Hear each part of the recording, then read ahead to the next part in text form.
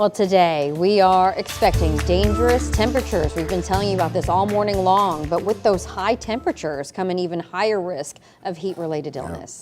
Our Sydney Stallworth is live for us in downtown West with some life-saving tips. Sydney?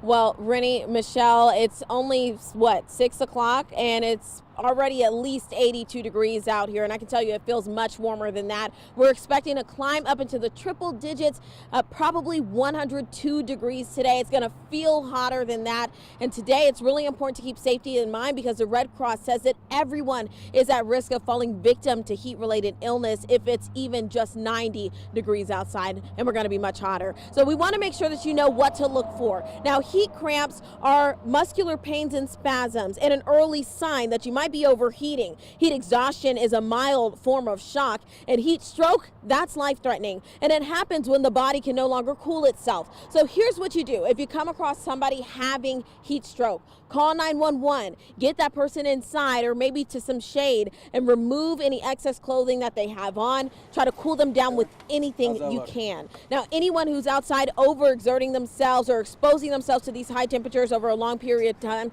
can suffer from heat-related illnesses today. People with chronic illnesses, the very young and elderly, are at a higher risk. Now, we caught up with St. Louis Fire Department to talk about signs of heat exhaustion that you need to look out for.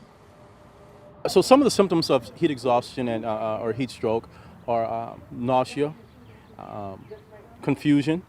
Obviously, we're talking about heat stroke, we're talking about unconsciousness, but heat exhaustion, profuse sweating, elevated temperatures, core temperatures, things of that nature. Now, every year, the St. Louis Fire Department tells 5 on Your Side that every year, at least a few people die in the city of St. Louis from heat-related illnesses. Now, in our next half hour, I'll tell you how the department was able to get a local retiree working AC ahead of today's extreme temperatures that we're going to see. But for now, let's go back into the studio, get to Anthony for the forecast. Anthony, people need to have that AC on and working today. Yeah, absolutely. And then we ever hear those deaths happening, you know, we always think, oh, that is so preventable. And that's why we continue to remind you each and every year until we get those deaths down to 0.